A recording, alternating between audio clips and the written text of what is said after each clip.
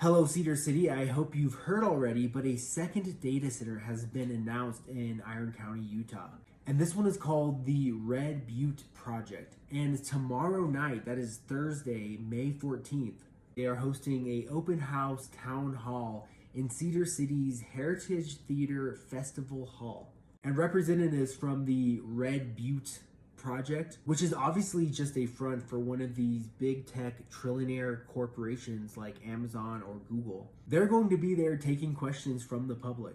And at least this is a slightly more transparent approach than the Antelope data center. But I promise you, it is not the last data center that is going to be announced in Iron County. And like the Antelope data center, this one also plans to run off of 100% natural gas and pollute our atmosphere to the tune of millions of tons of emissions each year, with pollutants that cause birth defects and learning disabilities and asthma, cardiovascular problems. And they don't have to power these gigantic data centers that use as much electricity as 2 million homes off of natural gas. They could power this off of renewables.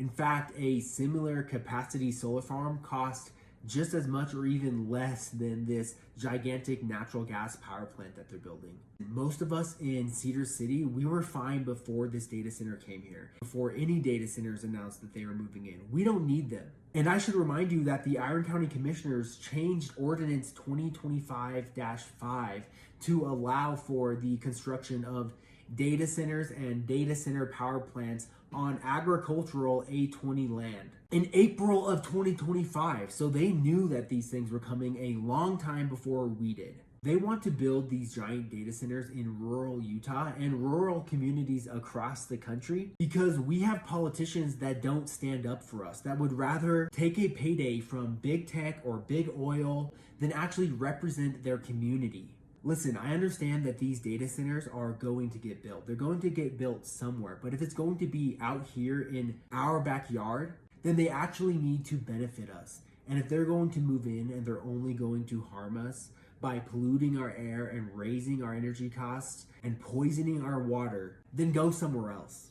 And any politician who pretends to represent us, who's going to allow this, they don't deserve to be in office. They call themselves conservatives, but being a conservative means preserving the things that really matter while they're still here. There's 2 officially announced data centers in Iron County. The Iron County Commissioners have alluded to several others coming down the pipeline. Iron County is going to change forever.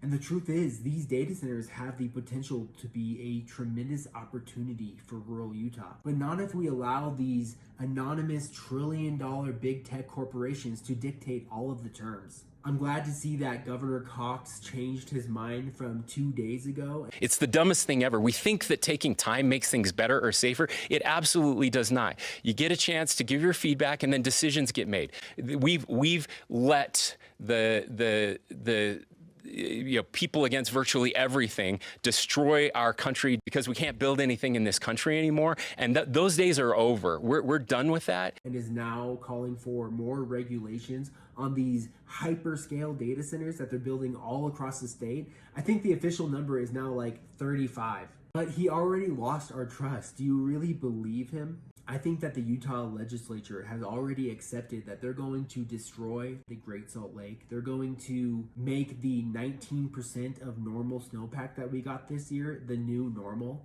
And they're going to completely devastate the tourism and farming industries here in Utah just because they're unwilling to do anything about it now. And they're trying to hedge their bets by courting these massive AI data centers. But they're going to do irreparable harm to our state. And they're going to destroy what really makes Utah, Utah.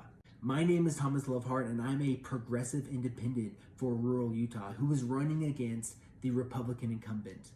Because we deserve a real opposition party out here. The Republican supermajority in the legislature has no accountability, and they don't even pretend to represent us anymore. Power without any kind of accountability only serves itself, and that's exactly what we're seeing. I'm going to be there tomorrow night, and I hope to see you there too.